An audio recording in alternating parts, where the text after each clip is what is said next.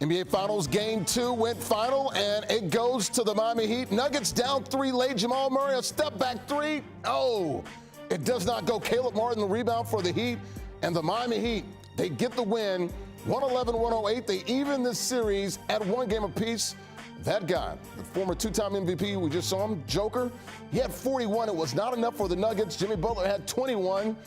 Gabe Vincent, 23. Bam Adebayo, 21 for the Heat. And the Heat come back with a huge fourth quarter, and they steal a game in Denver in altitude. Heat win at 111-108. Game 3 of the NBA Finals back down in Miami, the 3:05 Wednesday night. All right, let's go ahead and bring in Avery Johnson, former NBA Coach of the Year, and of course, NBA champion, our champion here at CBS Sports HQ. And Avery, you look at it, Jimmy Butler, he talked about it, man. They wanted to play with more desperation, wanted to show more fight, and play with more force. The Miami Heat played great in the first quarter. The Nuggets pretty much controlled everything in the second and third quarter. And fourth quarter, they were up 85-78. And then the Miami Heat go on a huge run, 29-10. They get a 12-point lead, and then the Nuggets come right back, a 13-4 run to close the game. It needed to be 16-4 if they wanted to tie the game. Jamal Murray missed that 3 there at the buzzer. What did you make of the Miami Heat and getting that huge win in Denver and evening this NBA Finals here at 1 game apiece, Avery? The Miami Heat is not a great offensive rebounding team.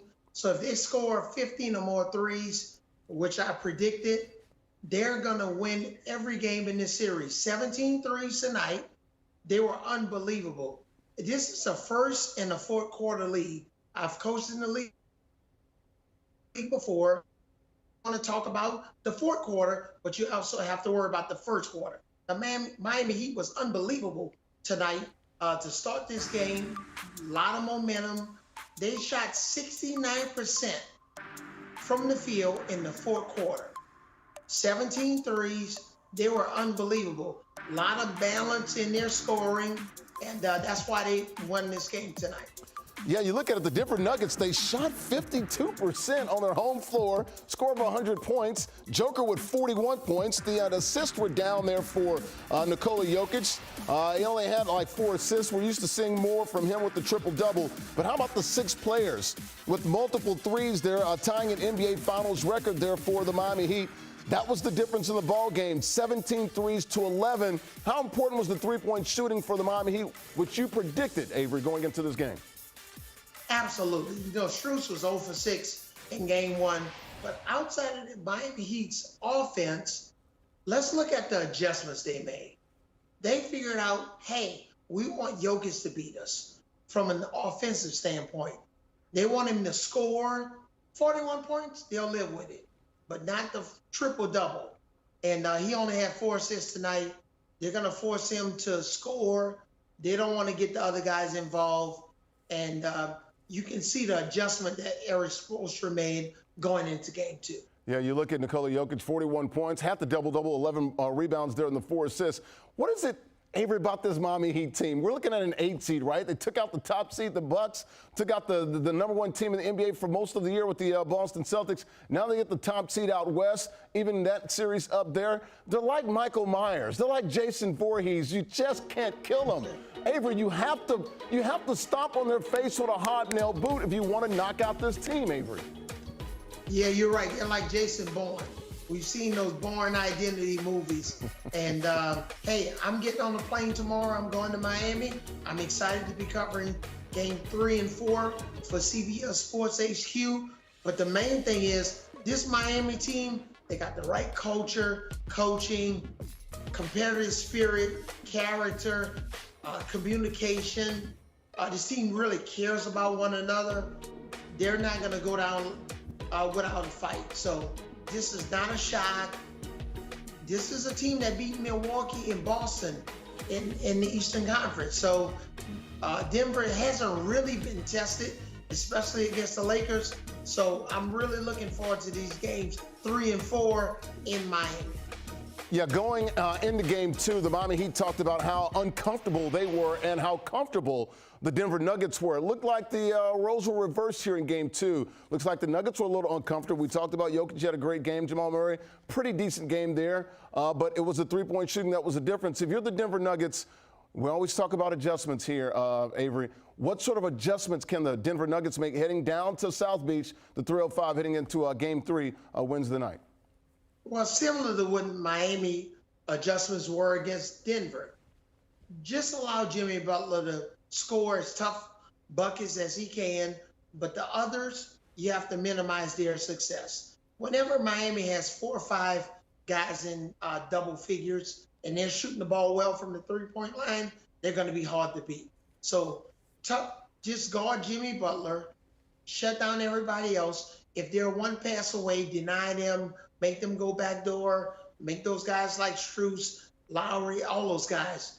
But and Kevin Love in the starting lineup, I've been calling for this for 2 games. I knew that would be a factor in today's game. Even if he only scored 8 points, spreading the floor, making a guy like Jokic, box out behind the three-point line, that's going to be critical for their success. Yeah, and that was important as well for the Miami Heat. You look at it as well, Avery here.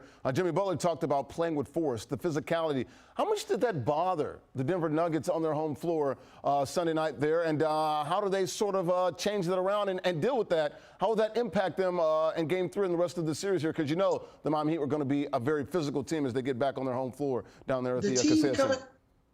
Larry, the team coming off of a series where they've won a 7-game against a team that's been rested for 9 days. Actually, Miami could have beat Denver in the first game. But, they got to get used to that style of play. But a team like Miami, they're rested. Unlike the team like Denver, they're over-rested. They've been sitting out for too long. Miami, they're ready to go. So they're going to get back, get in play. Jimmy Butler is unbelievable. Jimmy Butler, arguably, outside of Jokic, has been the best player in the NBA playoffs. He's been unreal. And they're coming off of a 7-game series. And I've been in a series situation before where I was waiting for a team for 12 games in a 1995 NBA playoff Western Conference. We were waiting for the Houston Rockets. They went to a 6-7 game with the Phoenix Suns. And man, a lot of times you think rest is the best situation, not necessarily. All right, as we look at Game 3 here, Avery, and you're looking at the Denver Nuggets, you like Nikola Jokic, you like the 41 points. How does he get more involved with the assist? Because I think you're onto something here, and I was thinking the same thing. They can live with the 41 points. It's the triple doubles. How important is that for the Denver Nuggets, for that man, the 2-time MVP, to make sure he's dishing out and getting others involved here? We saw Jeff Green and some others get involved at points, but not as much as they were in Game 1, and of course, as much as they were earlier on in the playoff run for these Denver Nuggets. Yeah, if I was getting ready for this team, you got to figure out what you want to cut off. You can't really control rebounds, but the 2 things you can control are points and assists. And you have to make a decision. And you can see Eric Spoelstra made a decision that he will live with the points, but he's going to cut off all the assists. He wants to limit his, hockey assists, not even just point-blank assists. So going into this next game in Miami, we'll see what happens. They want to force Jokic to score, rebound, play defense, but they're not going to allow him to be a playmaker.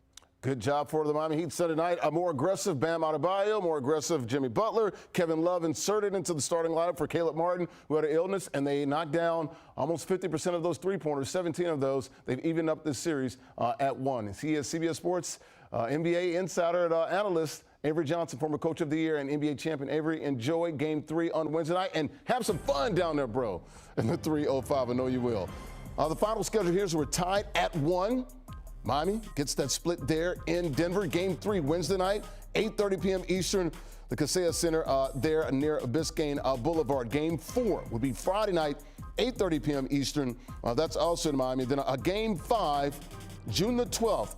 The scene shifting from the Magic City back to the Mile High City. That's 8:30 p.m. Eastern time. Once again, NBA Finals tied at 1 heading into Wednesday night's Game 3. All right, let's go back out to Denver, the Mile High City, and let's hear from the winning coach of the Miami Heat, Coach Spo, Eric Spoelstra, now at the podium.